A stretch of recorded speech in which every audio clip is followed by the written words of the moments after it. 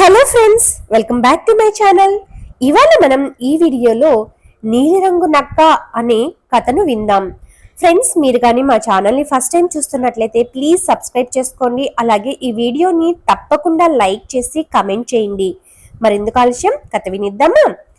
ఒక పెద్ద అడవిలో నక్క ఒకటి నివసిస్తుంది. అది ఆహారం కోసం తిరిగి తిరిగి అడవి ప్రక్కనున్న ఊళ్ళోకి చేరింది. నక్క ఆహారం వెతకడంలో బాగా అలసిపోయింది. దానికి బాగా దాహం కూడా వేసింది. నీటి కోసం వెతకసాగింది. అక్కడ నీలిరంగుతో నిండిన ఒక తొట్టె ఉంది. నక్క పొరపాటున ఆ తొట్టెలో పడిపోయింది.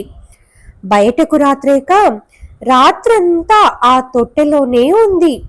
ఉదయాన్నే చాకలి వచ్చి తనను కొడతాడని భయపడి చచ్చిన దానిలా నక్క నటించింది. ఇంతలో చాకలి అక్కడకు వచ్చి ఏదో కొత్త జంతువు చనిపోయిందని భావించి నక్కను తొట్టెలో నుండి బయటకు తీసి అవతలకు విసిరేశాడు. చాకలి వెళ్ళిపోయిన తరువాత నక్క పైకి లేచి అడవి వైపుకు బయలుదేరింది.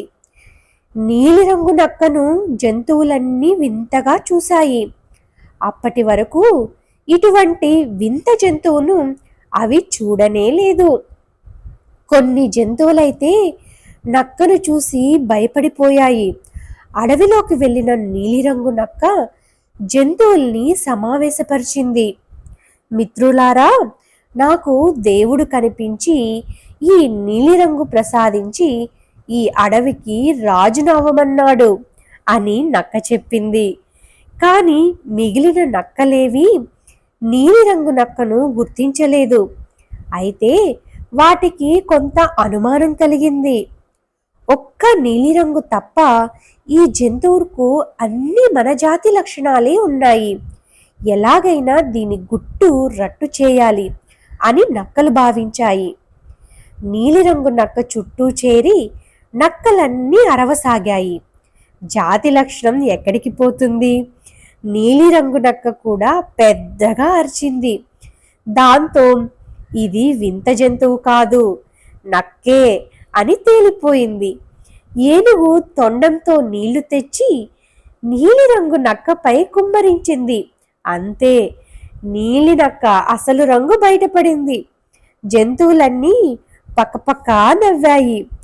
దేవుడు పంపిన వింత జంతువు ఈ నక్క కాదని తెలిసిపోయింది. తనతో పాటు అడవిలోని అన్ని జంతువులను నక్క మోసం చేసినందుకు మృగరాజు సింహానికి ఎక్కడ లేని కోపం వచ్చింది. అది అమాంతం నక్కపైకి దూకి పీక కొరికి చంపేసింది. సో ఫ్రెండ్స్, ఈ కథ యొక్క మోరల్ ఏంటో తెలుసా? దొంగ వేషాలు ఎంతో కాలం దాగవు. Thanks for watching friends. Video ఎలా ఉంది? ప్లీజ్ స్టోరీ ఎలా ఉందో కమెంట్స్లో తెలియజేయండి. Thanks once again. Please subscribe my channel.